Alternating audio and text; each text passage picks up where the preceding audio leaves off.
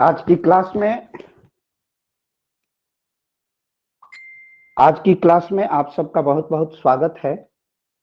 और कल मैं क्लास नहीं ले पाया था, थोड़ी व्यस्तता की वजह से। तो आज हम लोग क्लास शुरू करते हैं। हम लोगों की एक प्रभावी संख्या भी हो गई है, तो आज हम क्लास की शुरुआत करते हैं। और जो अवशेष भाग बचा हुआ है आज उसको हम लोग पूरा कर लेते हैं। अवशेष बचे हुए भाग को केंद्रीकरण और विकेंद्रीकरण के प्रक्रिया को हम लोग पूरा कर लेते हैं कि केंद्रीकरण और विकेंद्रीकरण अपनाने के पीछे मुख्य कारक क्या थे। कारक तत्वों पर हम लोग चर्चा कर रहे थे कि उसके बाद हम लोग यह देखने का प्रयास कर रहे थे कि विकेंद्रीकरण की जगह पर विश्व में केंद्रीकरण की प्रवृत्ति लगातार बढ़ती क्यों जा रही है। तो इस विषय में संभवतः मैंने कुछ पॉइंट लिखा दिए हैं, जिसमें उदारीकरण था और क्या क्या था। एक बार आप पॉइंट्स आप कर देंगे तो मैं बता दूंगा, क्योंकि मैं कोई नोट नहीं रखता हूं। एक दिमाग में खाका रहता है कि ये इस विषय पर बात करनी है, लिखानी है और कुछ श्रेष्ठ लिखाना है। सर, कार्य कुशलता एवं मितव्ययिता लिखवा चुके थे आप। अच्छा अच्छा, ये पॉइंट चल रहा था ना कि केंद्रीकरण की प्रवृत्ति के बढ़ने के कारण क्या है। गुड, नेक्स्ट आप लिख लीजिए। आखिरी है, ये आखिरी पॉइंट है, इसको लिख लीजिए।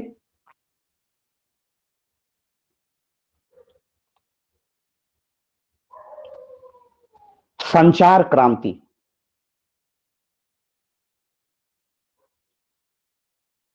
संचार क्रांति।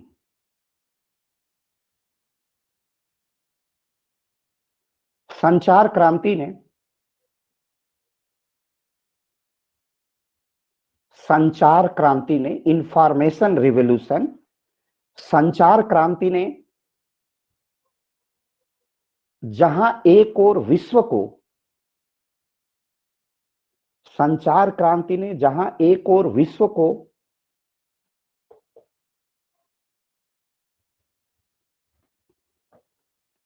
को गांव में परिवर्तित करने की, विश्व को गांव में परिवर्तित करने की, विश्व को गांव में परिवर्तित करने की प्रक्रिया है, वहीं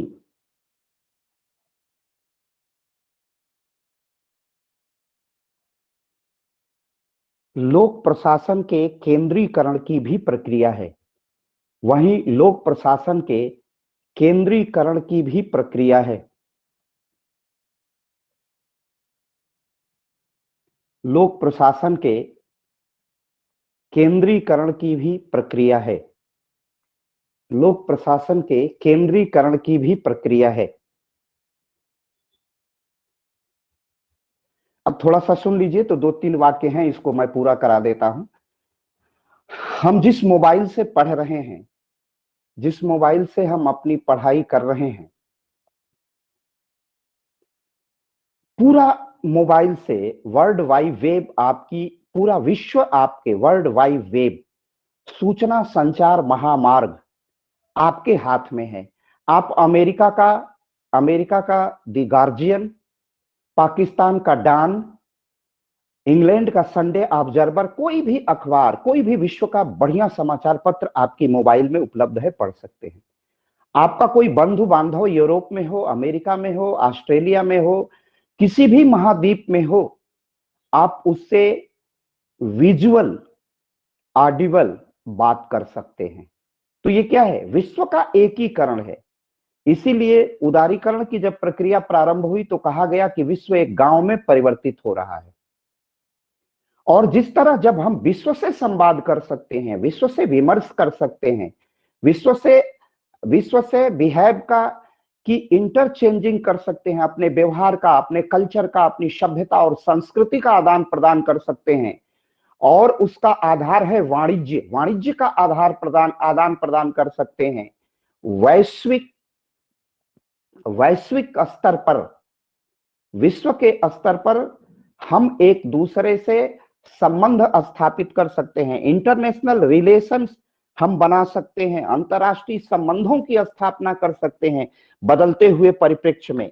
तो ये जब हम विश्व को एक साथ जी सकते हैं,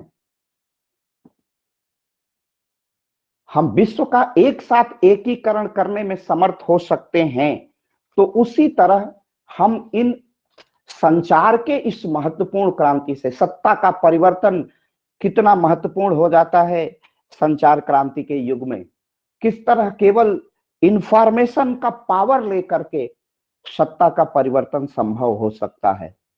तो आप लोग इस दौर से गुजर रहे हैं, कोई भी बात किसी की नजर से छिपी नहीं रहती है, कुछ दिनों तक झूठ बोला जा सकता है, झूठ का दम बहुत लंबे समय तक नहीं चल पाएगा। ये इंफॉर्मेशन क्रांति ने बता दी है, चाहे जितना आप षड्यंत्र कर लो, षड्यंत्र कर लो, सत्य आपकी सतह पर, सत्य सतह पर होगा, और सत्य आपकी मोबाइल में, आपके जितने संचार के साधन है, चाहे टीवी हो, आपका सोशल मीडिया हो, आपका इलेक्ट्रॉनिक मीडिया हो, आपका जो पेपर का मीडिया हो, जो समाचार पत्रों का माध्यम है, ये बिल्कुल एक सशक्त तरीके से इस संचार क्रांति में, अब संचार क्रांति में अखबार भी सैटेलाइट से छपने लगे हैं। कई अखबार के संस्करण एक साथ नेपाल में भी छप जाता है, दिल्ली में भी छप जाता है, पणजी में भी। जैसे महानगर एक अखबार है, उसमें प्रायः मेरे लेख निकलते रहे हैं, लंबे समय तक निकले हैं। जब मैं अत्यधिक युवा था, बहुत कम उम्र का था, तो उसमें मेरी कई लेख, आर्टिकल, साप्ताहिक आर्टिकल आते थे, जब अभी मैं अध्यापक नहीं बना था। तो वो एक साथ पणजी, दिल्ली और मुंबई से छपता है। तो ऐसे संचार क्रांति ने ये सब संभव बनाया है। तो जब ये संचार क्रांति ने इतना सामाजिक रूप से, राजनीतिक रूप से एकीकरण किया है, सांस्कृतिक रूप से एकीकरण किया है, तो इस संसार ने प्रशासन का भी विकेंद्रीकरण के जगह पर केंद्रीकरण कर दिया है।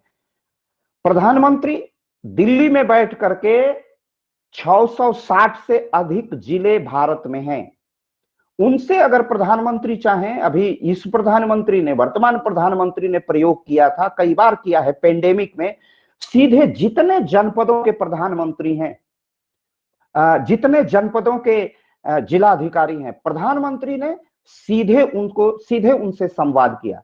और सीधे आप जैसे मान लीजिए एर्नाकुलम केरल के जिलाधिकारी से बात कर रहे हैं, तो रेंडमली उन्होंने छत्तीसगढ़ के किसी सरगुजा जिला के जिले अधिकारी से बात की कि आपके यहाँ क्या समस्या है, आपके यहाँ कैसा चल रहा है, लॉकडाउन की स्थिति क्या है, रिपोर्ट क्या है, कितने रोगी हैं। तो ये क्या है, एक जगह इस संचार क्रांति के परिणाम स्वरूप, जिसे हम नई बोलचाल की भाषा में ई गवर्नेंस कहते हैं, इलेक्ट्रॉनिक गवर्नेंस करना आसान हो गया है। कई आप देखते हैं कि उद्घाटन वर्चुअल हो जाता है। हम ही लोगों ने इसमें सीख क्या लिया है, मैं अपने घर में बैठा हुआ हूं, कॉलेज ऑफ है या कॉलेज का समय नहीं है, और हमारे जितने प्रिय विद्यार्थी हैं वो अपने घरों में बैठकर, माने विद्यालय आपके घरों तक पहुंच गया है, और यह एक कक्षा का अनुशासन है। आप कितने अनुशासित, योजनाबद्ध ढंग से अपनी जिज्ञासा के साथ मुझसे जुड़े रहते हैं। यह उन पढ़ने वाले विद्यार्थियों की चेष्टा है कि शाम की हाहा ही छोड़ करके, ये मटर गश्ती छोड़ करके, घूमना फिरना छोड़ करके, मेरे विद्यार्थी मुझसे सीधे जुड़ते हैं, संवाद करते हैं, इस लेक्चर को सुनते हैं। ये कैसे है?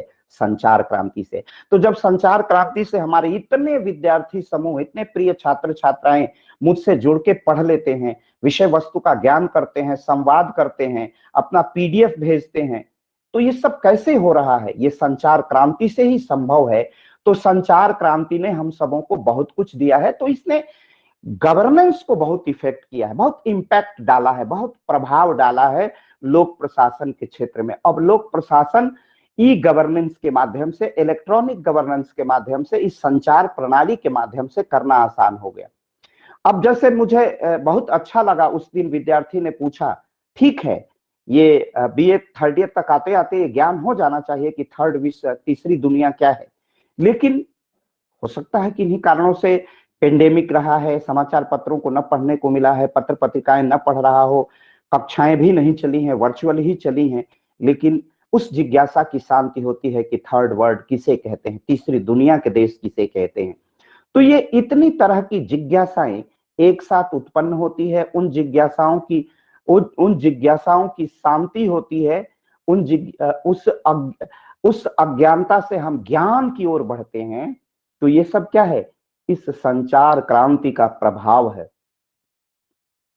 तो इसी तरह ई गवर्नेंस करना, इसने ई गवर्नेंस जब होता है तो अब मुख्य प्रधानमंत्री आदेश देंगे, मुख्यमंत्रियों से राज्यों को चिट्ठी लिखी जाएगी, पत्र लिखा जाएगा, और ई गवर्नेंस से आसान हो गया।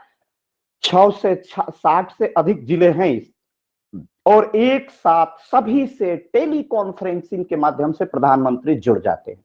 और कभी भी, अभी उत्तर प्रदेश के मुख्यमंत्री पूरे पेंडेमिक काल में 3 घंटे बैठते थे, और 3 घंटे बैठने का उनका काम क्या होता था?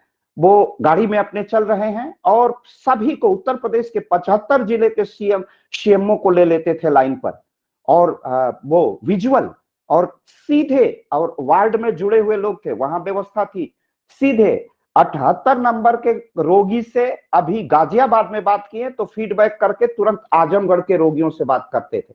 फिर चले गए संत कबीर नगर, फिर आ गए सीतापुर, शाहजहांपुर, बदायूं। तो ये कैसे संभव है? यह काम जो स्वास्थ्य मंत्री का होना चाहिए, सीधे मुख्यमंत्री हैंडल कर रहा है।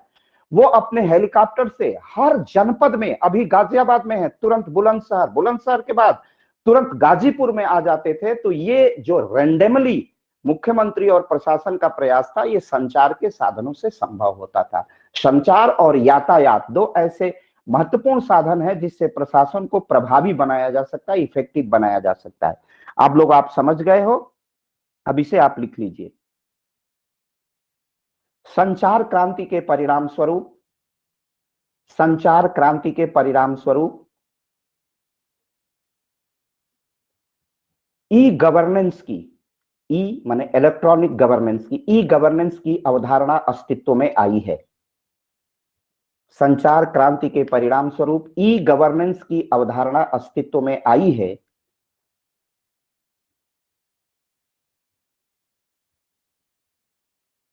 संचार क्रांति के परिणाम स्वरूप ई गवर्नेंस की अवधारणा अस्तित्व में आई है, और ई गवर्नेंस ने विकेंद्रीकरण के स्थान पर केंद्रीकरण की प्रवृत्ति को, और ई गवर्नेंस ने विकेंद्रीकरण के स्थान पर केंद्रीकरण की प्रवृत्ति को बढ़ाया है। विकेंद्रीकरण के स्थान पर केंद्रीकरण की प्रवृत्ति को बढ़ाया है। ऐसा इसलिए कि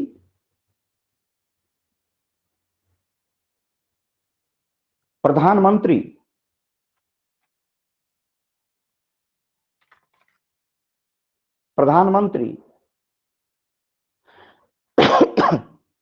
सभी राज्यों के मुख्यमंत्रियों,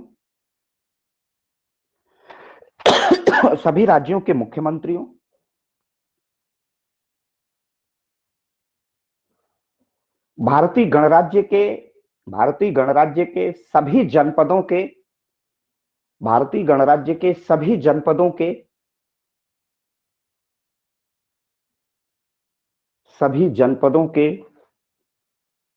भारतीय गणराज्य के सभी जनपदों के जिलाधिकारी को आवश्यक और अपेक्षित, जितना नेसेसरी हो और जितनी डिमांड हो, आवश्यक और अपेक्षित आदेश निर्देश निर्गत कर सकते हैं।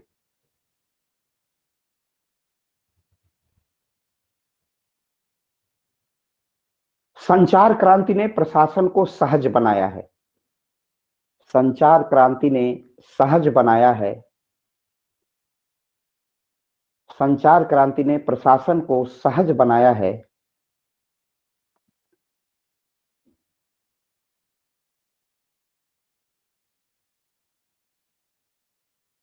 और इस प्रक्रिया में केंद्रीकरण बढ़ा है।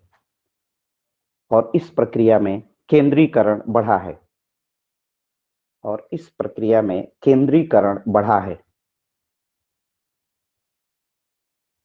इस प्रक्रिया में केंद्रीकरण बढ़ा है। पैराग्राफ चेंज करके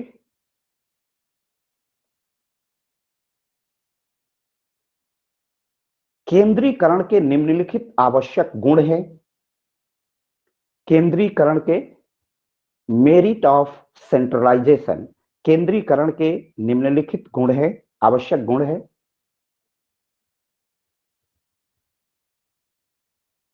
पहला, प्रभावी नियंत्रण।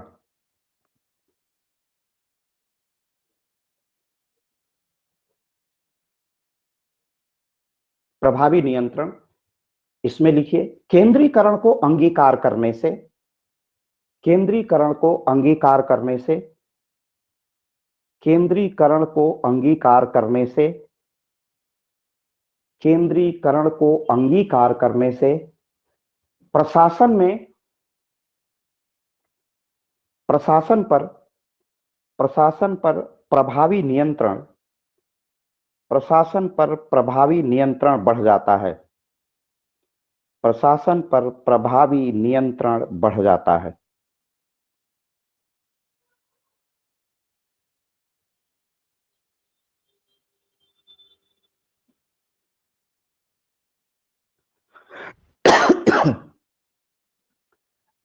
अपने में से कोई विद्यार्थी ये बताएगा, छात्र बताएगा कि प्रशासन पर नियंत्रण क्यों बढ़ जाता है, केंद्रीकरण में नियंत्रण का प्रभाव क्यों बढ़ जाता है? या आप इसका उत्तर दे सकते हैं।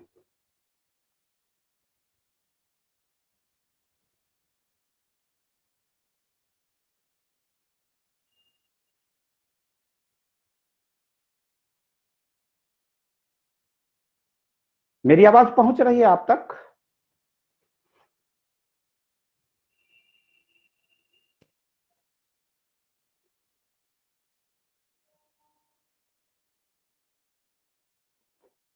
कोई भी?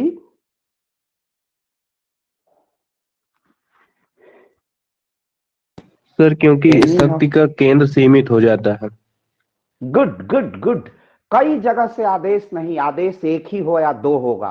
तो जब आदेश और एक शक्ति का केंद्र सीमित हो जाएगा, आदेश देने वालों की संख्या कम हो जाएगी, तो उस आदेश का पालन करना सुनिश्चित होगा। क्योंकि आदेश का पालन नहीं करेंगे, कई आदेश नहीं रहेंगे, तो वो भ्रम में नीचे का कर्मचारी नहीं रहेगा, और उसके पास भ्रम नहीं रहेगा, तो आदेश के पालन करने के अतिरिक्त उसके पास कोई विकल्प नहीं है। क्योंकि जानता है नीचे का कर्मचारी कि अगर हम आदेश का अनुपालन सुनिश्चित नहीं करेंगे तो हम दंड के भागी होंगे। बहुत सुंदर उत्तर। क्योंकि शक्ति के केंद्र बहुत सीमित हो जाते हैं, इसलिए केंद्रीकरण में प्रशासन का प्रभाव बढ़ जाता है। Very good. नेक्स्ट। हाँ, तो इसको लिख लीजिए, बहुत बढ़िया डिफाइन किया बच्चे ने। Very good. केंद्रीकरण में आदेश निर्गत करने वाले प्रशासनिक अधिकारी, केंद्रीकरण में आदेश निर्गत करने वाले अधिकारी या सत्ता के केंद्र, केंद्रीकरण में आदेश निर्गत करने वाले अधिकारी या सत्ता के केंद्र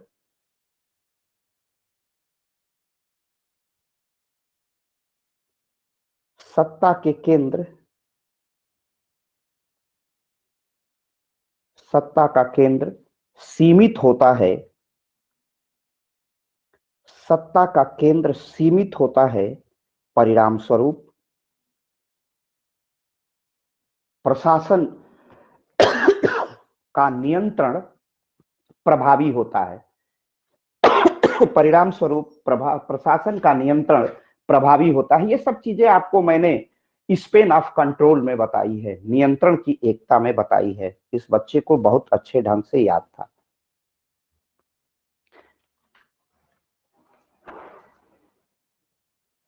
प्रशासन में समरूपता, एक समान प्रशासन होता है। प्रशासन में समरूपता,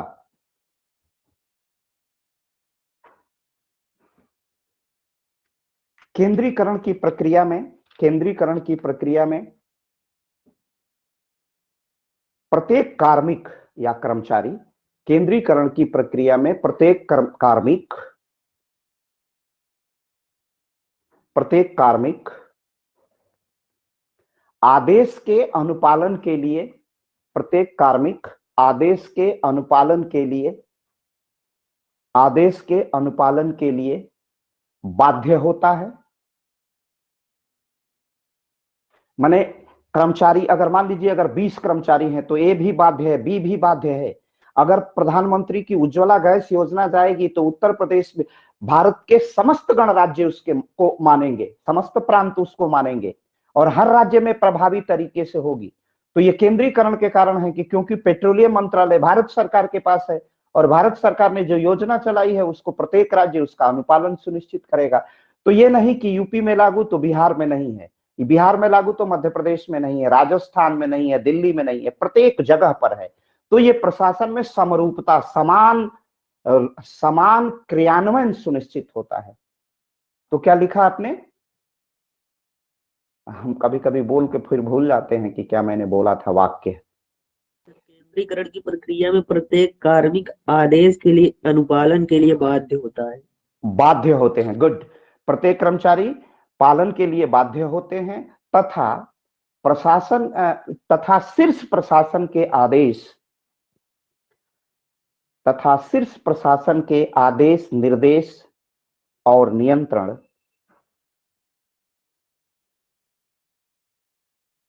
शीर्ष प्रशासन का आदेश, निर्देश और नियंत्रण संपूर्ण प्रशासन पर, संपूर्ण प्रशासन पर, संपूर्ण प्रशासन पर एक साथ, संपूर्ण प्रशासन पर एक साथ क्रियान्वित होता है।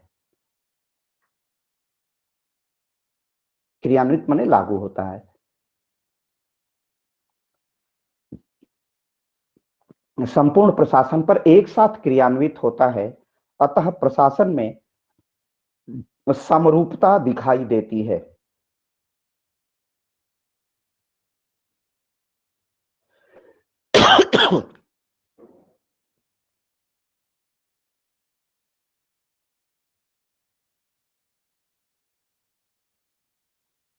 नेक्स्ट, मितव्ययिता माने कम खर्च। नेक्स्ट, मितव्ययिता।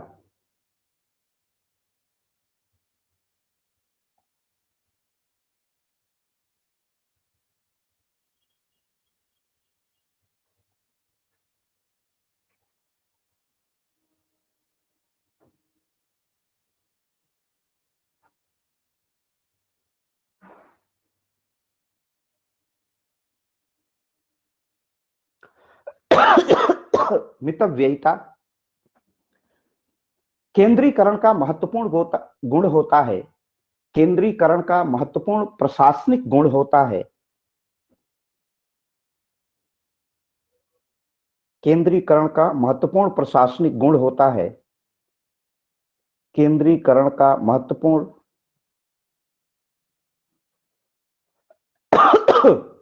महत्वपूर्ण प्रशासनिक गुण होता है।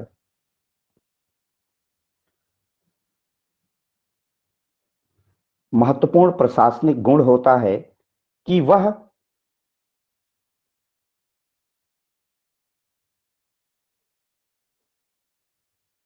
केंद्रीकरण का महत्वपूर्ण प्रशासनिक गुण होता है कि वह विकास को महत्तम सीमा तक पहुंचाने के लिए, विकास को महत्तम सीमा तक पहुंचाने के लिए, विकास को महत्तम सीमा तक पहुंचाने के लिए अपना ध्यानाकर्षण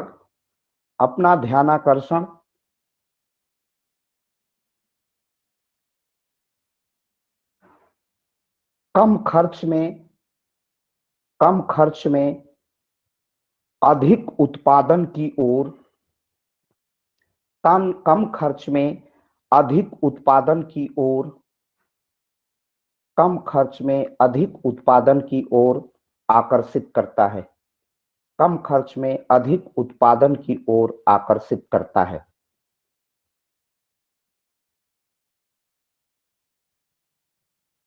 नेक्स्ट और इसका आखिरी लाभ है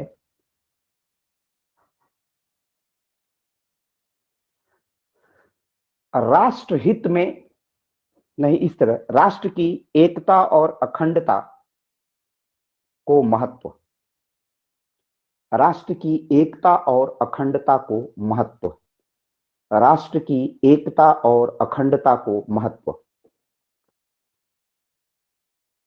राष्ट्र की एकता और अखंडता को महत्व। जैसा कि हम लोगों ने शुरू में ही चर्चा किया और उस चर्चा में मैंने आप सबको बताया था कि विकेंद्रीकरण एक आदर्श है प्रशासन का आज भी, लेकिन जैसा कि भारत के संविधान में यह एक विशिष्ट पद्धति है, विशिष्ट प्रक्रिया है, जिसमें संविधान के विशेषज्ञों ने, संविधान सभा के सदस्यों ने, प्रारूप समिति के अध्यक्ष ने, प्रारूप समिति के समस्त सदस्यों ने और पूरे संविधान सभा का यह संकल्प था कि चाहे जो भी परिस्थितियां परिनिर्मित हों, चाहे जो परिस्थितियां परिनिर्मित हों, चाहे जिस तरह का परिवेश और पर्यावरण हो, सबके अंततः देश की एकता और अखंडता सुनिश्चित रखना चाहिए। और उसके पीछे कारण भी थे, आप सब जानते हैं। कारण क्या था? अपनी आजादी को हम हरगिज मिटा सकते नहीं, सर कटा सकते हैं लेकिन सर झुका सकते नहीं, लाए हैं तूफान से कश्ती निकालकर। तो ये इतना रक्त रंजित क्रांति, इतनी अहिंसक क्रांति, हिंसक क्रांति, रणबांकुरों ने अपनी स्वतंत्रता के धधकते अग्नि कुंड में अपने प्राणों का जो होम किया था, उसको हम यूं ही नहीं बिसरा सकते हैं। उसकी एकता और अखंडता हर हाल में सुनिश्चित रहनी चाहिए। तो प्रारूप समिति ने अपने प्रियम्बल में लिखा कि देश की एकता और अखंडता, तो ये देश की एकता और अखंडता को सुनिश्चित करने के लिए सारे प्रयत्न हर राज्य करता है। हर राज्य नामक संस्था की स्थापना ही हुई है नागरिकों की सुरक्षा और देश की एकता और अखंडता सुनिश्चित रहे। तो इसलिए, और मैंने इस पर हम लोगों ने आप बहुत खुल के चर्चा की है, विस्तृत चर्चा की है, सूक्ष्म चर्चा की है कि केंद्रीकरण देश की परिस्थितियों के अनुसार, अमेरिका में केंद्रीकरण बढ़ रहा है। हम लोगों ने चर्चा किया कि जब पेंटागन पर आक्रमण हुआ, स्टॉक एक्सचेंज पर जब आक्रमण हुआ, अमेरिका की जनसंप्रभुता को जब आतंकवादियों ने चुनौती दी, तो वहां पर केंद्रीकरण की प्रवृत्ति बढ़ी और कहा राज्यों ने कि आपको सारी अथॉरिटी है, सारा अधिकार है कि अमेरिका की संयुक्त एकता के लिए आप जितने निर्णायक और कठोर कदम उठा सकते हैं उठाइए। और वही हुआ। अमेरिका के मेरीन ड्राइव के सैनिकों ने, अफसरों ने मिलकर एकताबाद में ओसामा बिन लादेन को मार गिराया, जो आतंकवाद का केंद्र था, जो उसका अभिकेंद्र था, उसको डिस्ट्रॉय कर दिया, उसको विध्वंस कर दिया और आतंकवाद की लगभग कमर तोड़ दी। फिर अब वो पुनर्जीवित हो रहा है, वो अलग बात है। अब उसके डिप्लोमेटिक कारण है, वो सब आप थर्ड पेपर में ठीक से पढ़िएगा। तो ये महत्वपूर्ण कारण यही है कि इसीलिए हमारी केंद्रीकरण देश की एकता और अखंडता को सुनिश्चित करता है। और ये तभी संभव होगा जब देश पर परिस्थितियां संकट की आएंगी, तब देश जो विकेंद्रीकरण की प्रवृत्ति है उसको दबा देता है और सख्त और कठोर निर्णय लेने के लिए केंद्र सरकार या संघ की सरकार मजबूत निर्णय लेती है। तो ये केंद्रीकरण की प्रवृत्ति है, विकेंद्रीकरण की प्रवृत्ति नहीं है। इसीलिए ये कहा जाता है कि जब जब देश पर संकट होता है केंद्रीकरण बढ़ता है। तो इसको आपने क्या लिख लिया, थोड़ा सा बोल दीजिए। जो बच्चा बोल रहा था एक बार और बोल दीजिए बेटा। राष्ट्र की एकता और अखंडता को महत्व। अच्छा, यही, हाँ लिखिए, अभी उस पर लिखाए नहीं है। केंद्रीकरण तथ्य एवं परिस्थितियों को ध्यान में रखते हुए केंद्रीकरण की प्रवृत्ति लिख लीजिएगा। केंद्रीकरण की प्रशासनिक प्रवृत्ति, केंद्रीकरण की प्रवृत्ति माने टेंडेंसी, केंद्रीकरण की प्रशासनिक प्रवृत्ति, केंद्रीकरण की प्रशासनिक प्रवृत्ति तथ्य एवं परिस्थितियों को ध्यान में रखते हुए, तथ्य एवं परिस्थितियों को ध्यान में रखते हुए, तथ्य एवं परिस्थितियों को ध्यान में रखते हुए देश की एकता और अखंडता को सुनिश्चित करना है। देश की एकता और अखंडता को सुनिश्चित करना है।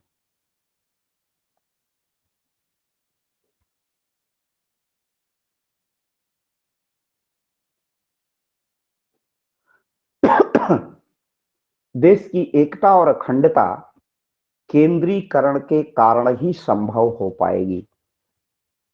देश की एकता और अखंडता केंद्रीकरण की प्रशासनिक देश की एकता और अखंडता केंद्रीकरण की प्रशासनिक क्षमता से ही संभव हो पाएगी।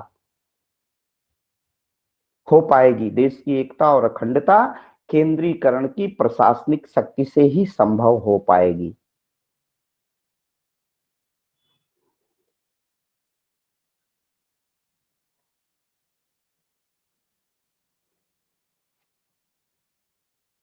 पैराग्राफ चेंज करिए। अब लिखिए केंद्रीकरण के अवगुण या दोष लिखिए। केंद्रीकरण के दोष।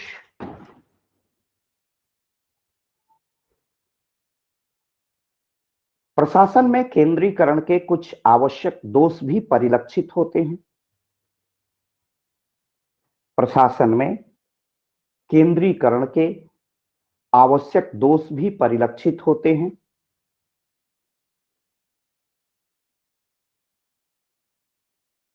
पहला, निरंकुशता की आशंका या संभावना। निरंकुशता की संभावना, प्रोबेबिलिटी। निरंकुशता की संभावना। निरंकुशता की संभावना।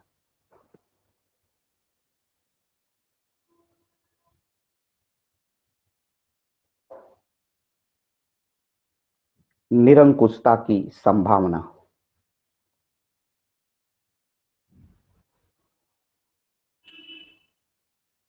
निरंकुशता की संभावना। अत्यधिक केंद्रीकरण के परिणाम स्वरूप अत्यधिक केंद्रीकरण के परिणाम स्वरूप अत्यधिक केंद्रीकरण के परिणाम स्वरूप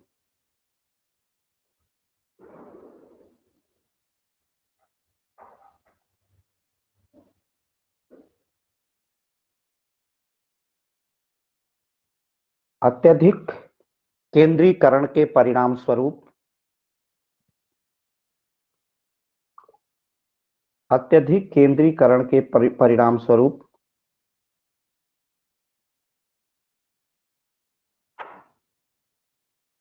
प्रशासन में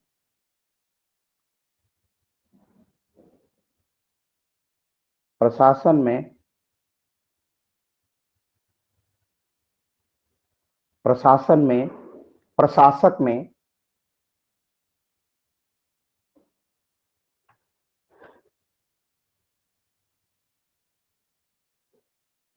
में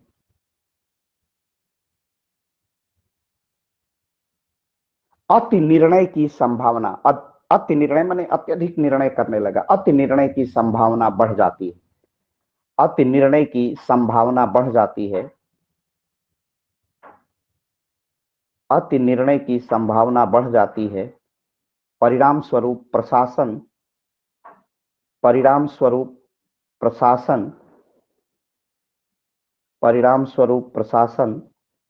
स्वेच्छाकारी हो जाता है।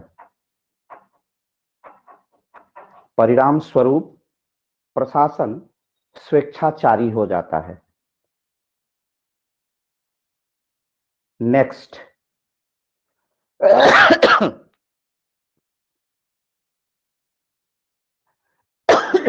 स्थानीयता की उपेक्षा।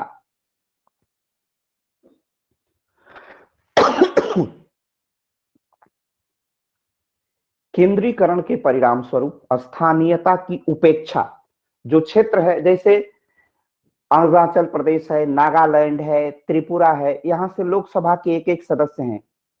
केंद्रीय मंत्रिमंडल में इन राज्यों का प्रतिनिधित्व नहीं है। उत्तर प्रदेश 80 लोकसभा क्षेत्र प्रधानमंत्री खुद देता है उत्तर प्रदेश, तो उसमें मंत्रिमंडल के प्रभावी लोगों की संख्या उत्तर प्रदेश से अधिक है। तो क्षेत्रों की उपेक्षा हो जाती है। केंद्रीकरण की प्रवृत्ति में बड़ी संभावना पा जाती है, क्षेत्रीय असंतुलन होता है, क्षेत्र स्थानीय उपेक्षा उपेक्षा होने लगती है और इस उपेक्षा का भयावह परिणाम होता है। मिजोरम सुदूर पूर्वोत्तर का राज्य, वहां से पीकिंग बहुत नजदीक, दिल्ली बहुत दूर है, नैन नक्स सब चीनियों के बहुत करीब हैं और दिल्ली दूर है। तो वहां पर बॉर्डर मैनेजमेंट एक बहुत संभावना, मिजो नेशनल फ्रंट एक पार्टी वहां बनी और मिजोरम को अलग होने का नारा बुलंद करने लगा लाल डेंगा, फिर उसको मनाया गया। उसे कैंसर था, मुख्यमंत्री का लालच दिया गया पद का। ललथनहौला कांग्रेस के मुख्यमंत्री थे, उनको रिवोक किया गया, उनको हाथ इस्तीफा हुआ, फिर लालडेंगा को चीफ मिनिस्टर बनाया गया। तो ये परिस्थितियां होती हैं, क्षेत्र उपेक्षा का शिकार हो जाता है। तो वहां पर ये प्रशासन में कमी होती है। प्रशासन की दृष्टि तो उन सघन क्षेत्रों में ज्यादा होती है और जो छोटे छोटे क्षेत्र हैं, जो स्थानीयता जहां की महत्वपूर्ण है, जहां पर गढ़चिरौली है, अगर वहां पर नक्सलाइट मूवमेंट है तो वहां पर विकास अधिक होगा, तो वहां की जनता गुमराह दिग्भ्रमित नहीं होगी। युवाओं को रोजगार मिलेगा तो जनता दिग्भ्रमित नहीं होगी। और इन सबों को जब रोजगार मिलेगा तो जनता मुख्य धारा में सम्मिलित हो जाएगी, अलगाववाद की प्रवृत्ति नहीं पनपेगी। तो ये सारे कारण हैं, इसी के कारण स्थानीयता के उपेक्षा के कारण होता है, वहां विकास की संभावनाएं घट जाती हैं। तो इसीलिए इसमें लिखा दिया है कि नहीं लिखाया है? नहीं लिखा है सर। अच्छा चलो ठीक ठीक ठीक। केंद्रीकरण की प्रवृत्ति के कारण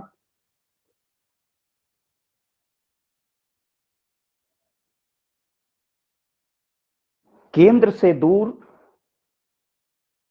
छोटे क्षेत्र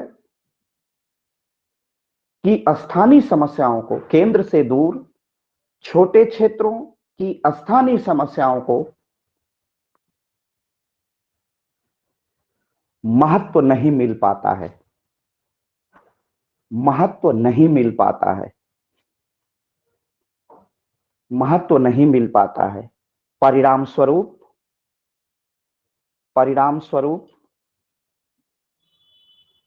नागरिकों का प्रशासन से विश्वास डगमगाने लगता है।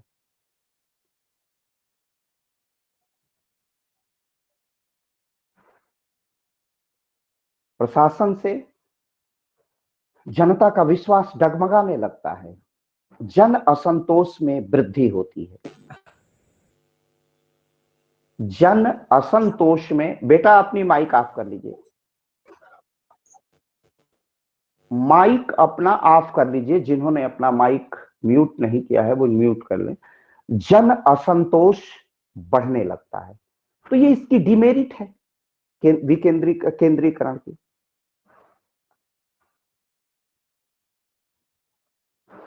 अब आइए विकेंद्रीकरण के लाभ, पैराग्राफ चेंज करके विकेंद्रीकरण के लाभ।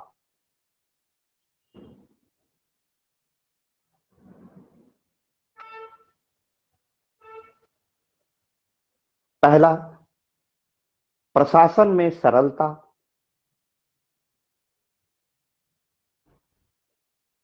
प्रशासन में सरलता,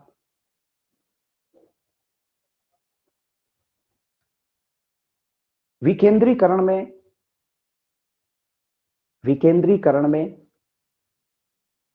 विकेंद्रीकरण की प्रशासनिक प्रक्रिया में, विकेंद्रीकरण की प्रशासनिक प्रक्रिया में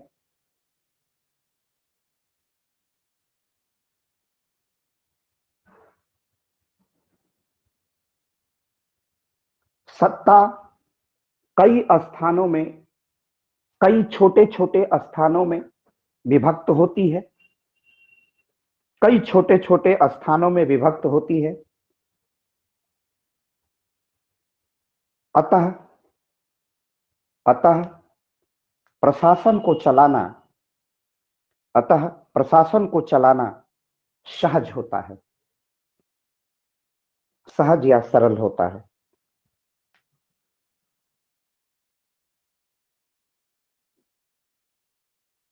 जैसे बड़ा क्षेत्र है और जैसे मध्य प्रदेश बहुत विस्तार में था, जब तक मध्य प्रदेश से छत्तीसगढ़ अलग नहीं हुआ था, डिस्ट्रिक्ट हेडक्वार्टर से गांव की दूरी 200-200 किलोमीटर की थी। और उत्तर प्रदेश में अगर जिला हेडक्वार्टर 35 किलोमीटर की दूरी पर है, 30 किलोमीटर की दूरी पर है, तो गांव का गरीब आदमी अपने जनपद में अपनी समस्याओं के समाधान के लिए अधिकारियों के पास जा सकता है, न्यायपालिका में जा सकता है। लेकिन अगर बहुत दूरी है तो अधिकारी अपने आम नागरिक अधिकारियों तक अपनी समस्याओं के समाधान के लिए उनकी पहुंच नहीं हो सकती है, कार्यालयों में नहीं पहुंच सकते हैं। तो जितना आकार छोटा होगा, अब यही अधिकार अगर बंट जाए, जिलाधिकारी अपने अधिकार बांट दे ब्लॉक के अधिकारियों में, तो ब्लॉक से गांव की दूरी कम है तो अपनी समस्याओं का समाधान कर सकते हैं। तो इसका सबसे बड़ा विकेंद्रीकरण का लाभ होता है कि प्रशासन करना आसान हो जाता है, सरल हो जाता है। नेक्स्ट, स्थानीय समस्याओं का समाधान। स्थानीय समस्याओं का समाधान।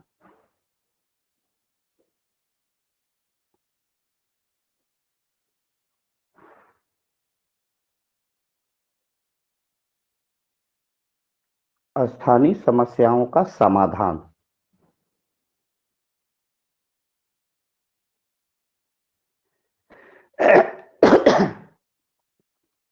विकेंद्रीकरण में सत्ता के अत्यधिक बिखराव के कारण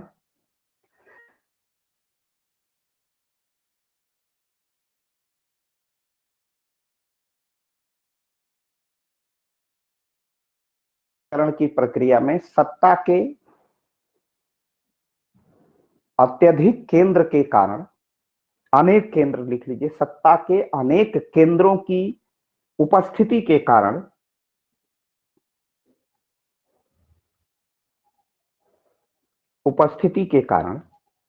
विकेंद्रीकरण की प्रक्रिया में सत्ता के अनेक केंद्रों की उपस्थिति के कारण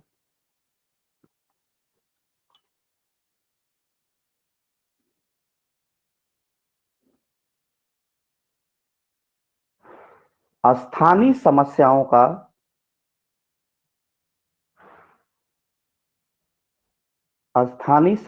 का समाधान स्थानीय स्तर पर हो जाता है। स्थानीय समस्याओं का समाधान स्थानीय स्तर पर हो जाता है।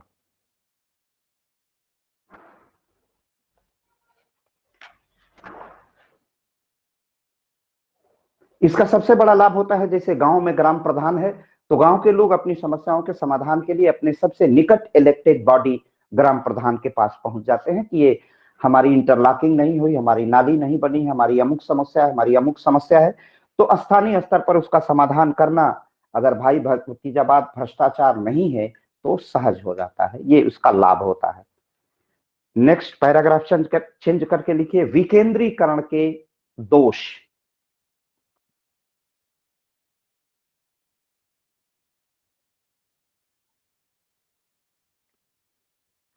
प्रभावी नियंत्रण का अभाव। प्रभावी नियंत्रण का अभाव। प्रभावी नियंत्रण का अभाव।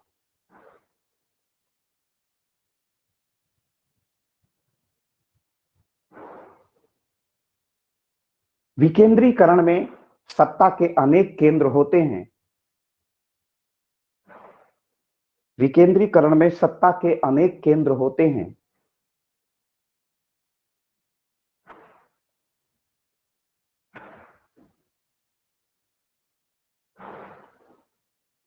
इसलिए निर्णयों के परिपालन में भ्रम की स्थिति उत्पन्न होती है। निर्णयों के परिपालन में भ्रम या दुविधा की स्थिति उत्पन्न होती है। निर्णयों के परिपालन में भ्रम या दुविधा की स्थिति उत्पन्न होती है।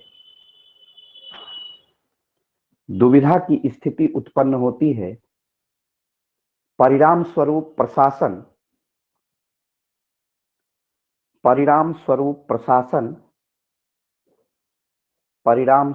प्रशासन प्रभावी नहीं होता है।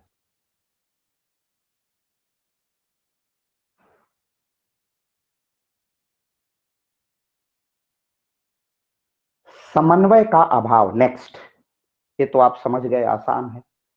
समन्वय, अनेक केंद्र हैं तो हम किसका आदेश माने किसका न माने, तो भ्रम रहती है, तो इसलिए भ्रम रहता है, तो इसलिए प्रभावी प्रशासन वहां दिखाई नहीं देता है। समन्वय का अभाव, विकेंद्रीकरण की प्रशासनिक प्रक्रिया में सत्ता के अनेक केंद्र होने के कारण, विकेंद्रीकरण की प्रशासनिक प्रक्रिया में सत्ता के अनेक केंद्र होने के कारण, सत्ता के अनेक केंद्र होने के कारण,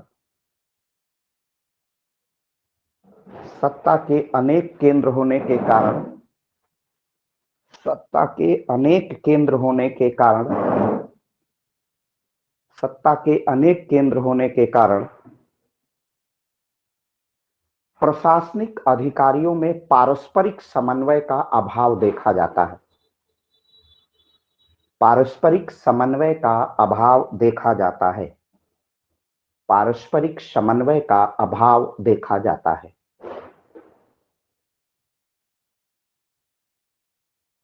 एक और इसकी त्रुटि लिख दीजिए, फिजूल खर्ची, तब हम निष्कर्ष पर आ जाते हैं। फिजूल खर्ची, जब ज्यादा अधिकारी, ज्यादा कर्मचारी और ज्यादा सत्ता के केंद्र होंगे तो खर्च बढ़ेगा। सत्ता के अनेक केंद्र होने के कारण, अथवा इसको और सटीक तरीके से कैसे कहें, सत्ता के अनेक केंद्र होने के कारण, अथवा जहां 4 कर्मचारी हो और जहां 14 कर्मचारी हो तो स्वाभाविक है खर्च बढ़ेगा, अथवा सत्ता के व्यापक विस्तार के परिणाम स्वरूप, सत्ता के व्यापक विस्तार के 100 मंत्री हों और 15 मंत्री हों, और विकेंद्रीकरण में हो ही जाएंगे, हर जगह अधिकारियों की संख्या बढ़ जाएगी, सत्ता बटी हुई है। प्रशासन के, क्या बोले हैं, प्रशासन के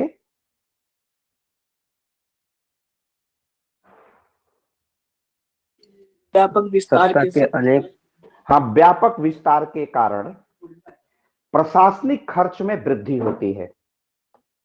प्रशासनिक खर्च में वृद्धि होती है।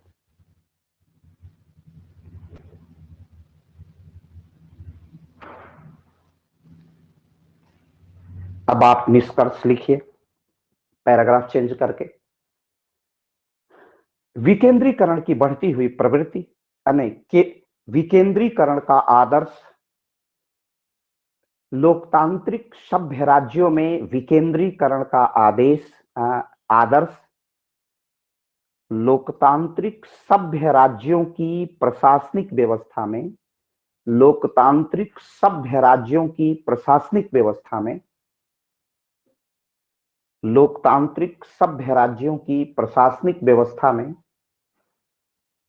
लोकतांत्रिक सभ्य राज्यों की प्रशासनिक व्यवस्था में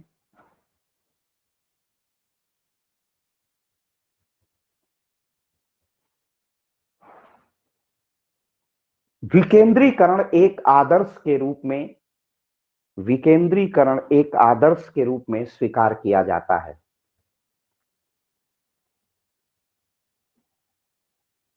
विकेंद्रीकरण एक आदर्श के रूप में स्वीकार किया जाता है। तो दूसरी ओर, आदर्श के रूप में स्वीकार किया जाता है, तो दूसरी ओर तथ्य एवं परिस्थितियों के अनुसार,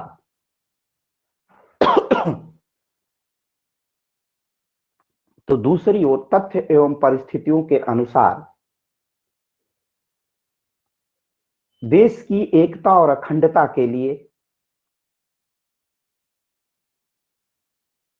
दूसरी ओर तथ्य एवं परिस्थितियों के अनुसार देश की एकता और अखंडता के लिए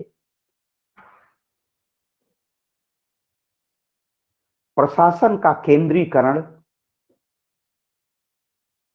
प्रशासन का केंद्रीकरण एक अनिवार्य शर्त है।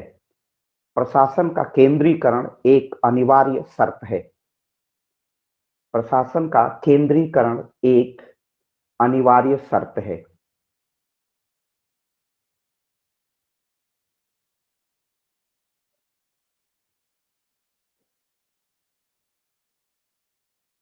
इसलिए प्रशासन न तो पूर्णतः विकेंद्रित हो सकता है और न तो पूर्णतः केंद्रीकृत होता है। इसलिए प्रशासन न तो पूर्णतः विकेंद्रित होता है न पूर्णतः केंद्रीकृत होता है।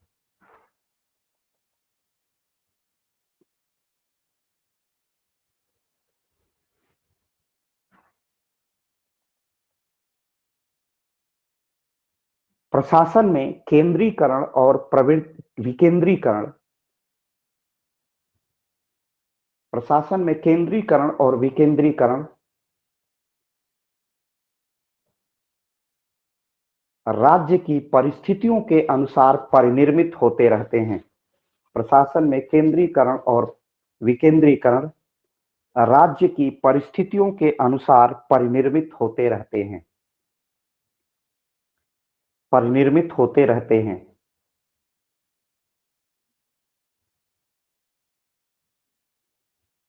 परिनिर्मित होते रहते हैं। वर्तमान विश्व के प्रशासन में, वर्तमान विश्व के सभ्य राज्यों की प्रशासनिक व्यवस्था में, वर्तमान विश्व के सभ्य राज्यों की प्रशासनिक व्यवस्था में, सभ्य राज्यों की प्रशासनिक व्यवस्था में केंद्रीकरण की प्रवृत्ति, केंद्रीकरण की प्रवृत्ति दिखाई दे रही है।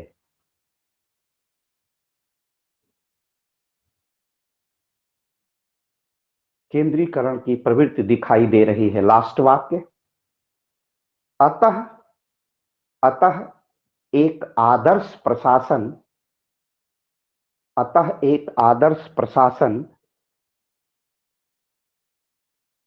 केंद्रीकरण और विकेंद्रीकरण का, केंद्रीकरण और विकेंद्रीकरण के समन्वय से ही निर्मित और संचालित हो सकता है। केंद्रीकरण और विकेंद्रीकरण से निर्मित और संचालित हो सकता है। निर्मित और संचालित हो सकता है। ट्रूमैन और विलोबी ने, ट्रूमैन और विलोबी ने